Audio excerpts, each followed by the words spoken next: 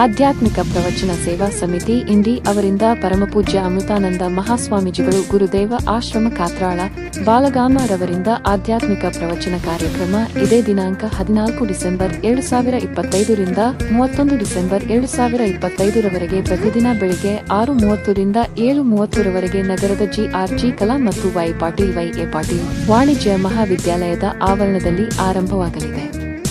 ಇಂಡಿ ನಗರ ಹಾಗೂ ಸುತ್ತಮುತ್ತಲಹಳ್ಳಿ ಭಕ್ತರು ಆಧ್ಯಾತ್ಮಿಕ ಪ್ರವಚನಕ್ಕೆ ಆಗಮಿಸಿ ಪುನೀತರಾಗಬೇಕೆಂದು ಪ್ರವಚನ ಸೇವಾ ಸಮಿತಿಯ ಪದಾಧಿಕಾರಿಗಳಿಂದ ಸುದ್ದಿಗೋಷ್ಠಿ ನಡೆಸಲಾಯಿತು.